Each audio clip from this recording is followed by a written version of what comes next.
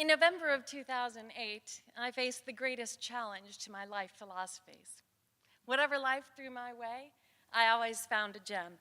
There was always something to learn, always something priceless to take away. During the 14 years of the ever-changing diagnosis of an unknown autoimmune illness, I ran 2 companies, authored a series of drawing books, and tried to inspire everyone to be the artists of their lives. If you couldn't use the regular road to get to your dreams, you built one. So I was doing, I just wasn't getting better.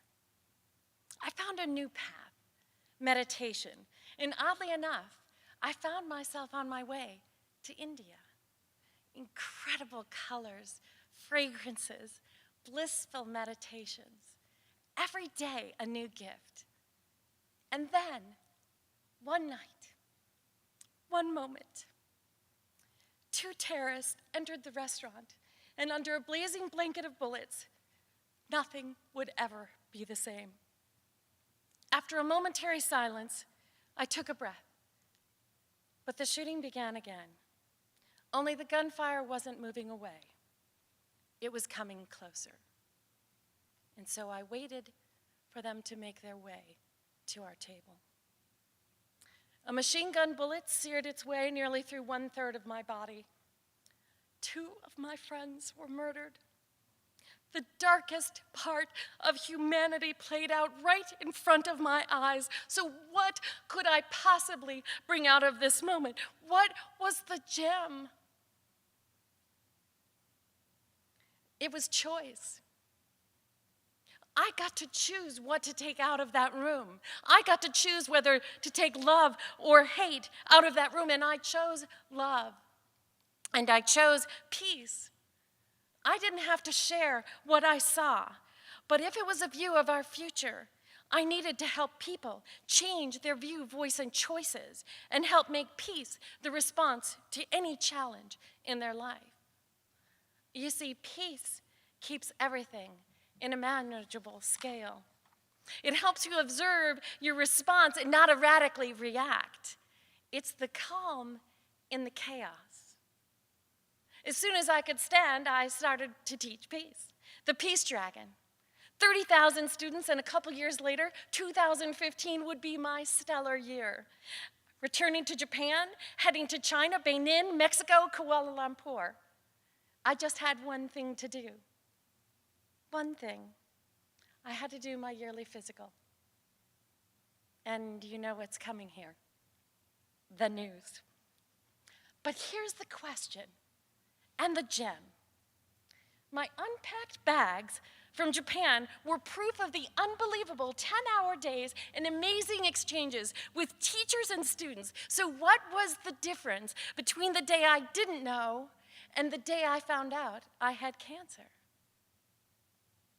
Nothing. Nothing unless I empowered it to be. I had choices to make, and not fun ones, but choices. And I had peace to hold it all in perspective. Whether the terrorist comes from within or without, the choice is ours to be the victim or the victor. We can choose to carry the trash or the treasure. And you and me, we're not the trashy kind. So what are you gonna do when you're gonna lose your boobs? You hold a farewell bash. I held a Queen of Hearts off with her boobs party, and I demanded everyone get their mammograms or I would drag their butts in there and do it. And they listened. And that night, a friend of mine shared that upon my urging, they found her cancer early. And before I lost my hair, my amazing hairdresser cut a peace dragon on my head. I sewed baby peace dragons for young children going through similar challenges.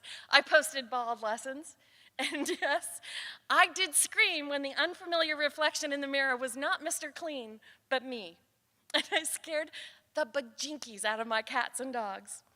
And when I lost my eyebrows in their place, I painted and posted a fish and a fishing pole, a caterpillar complete with googly eyes, and a half-eaten leaf.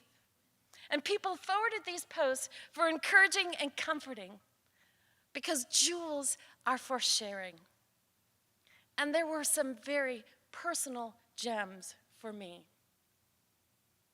When I faced an unrelenting week of excruciating pain from an allergic reaction to the anti-nausea drugs, my incredible and caring nurses told me that it would subside in a week.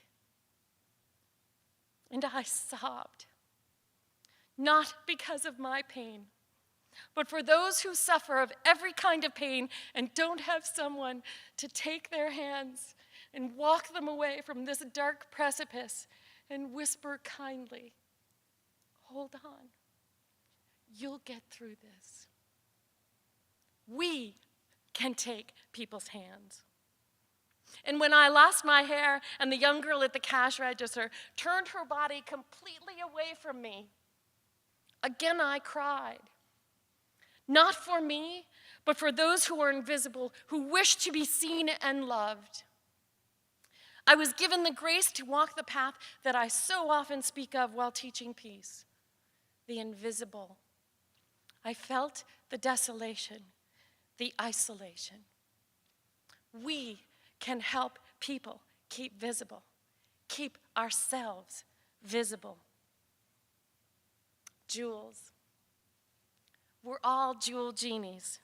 With any challenge, we have the ability to help ourselves by finding our peace, our gems, and shine, and help others start looking for their treasures. We can take away their trash bags and replace it with a treasure chest. No matter what the challenge, I urge you, find the treasure. It's never about the way we're going to die. It's always about the way we choose to live. Every breath is worth giving it your all, because no matter what you're going through, there are gems. It's your choice to find them or leave them undiscovered. Sometimes you just have to mine a little harder. Peace in.